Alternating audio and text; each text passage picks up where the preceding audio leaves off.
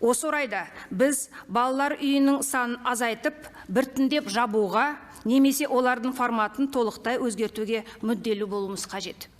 Оның орнына елімізде бала асырап аламын деушілерге көбірек жағдай жасаған дұрыс деп есептеймін.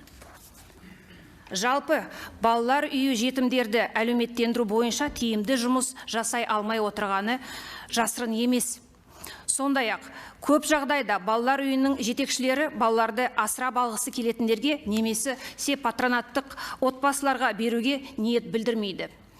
Бас прокуратура мен бала асырап алу жөніндегі агенттік тарапынан жүргізілген тексерістердің нәтижесінде тіпті бала асырап алуға қарсы жасанды кедергілері жасап ойлап тапқан жетекшілерде анықталды. Өйткені әр балаға мемлекеттен ақша бөлініп отырады, және ол аз ақша емес. Мысалы, балалар үйіндегі бір бүлдіршін үшін мемлекеттен айына 600 мыңнан 1 миллионға дейін қаражат беріледі.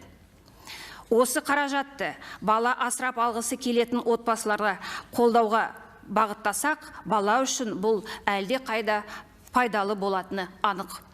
Ал балалар үйіне келетін болсақ, олардың жұмыс бағытын өзгерту керек деп санаймын. Әрине, жетімдерге пана болған балалар үйін мүлдем жауып тастау дұрыс болмас. Себебі, өкінішке қарай, ауыр науқастарға шалдыққан балалар бар.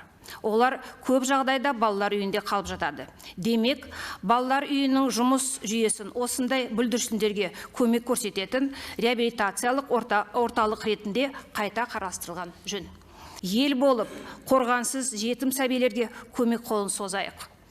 Қоғамнан басқа олардың жанашыры жоқ. Осы отырған бәріміз жетімдер үшін ата-ана да туған туыста болып табыламыз. Осыны ұмытпайық. Құрметпен, Ауыл партиясы фракциясының депутаттары.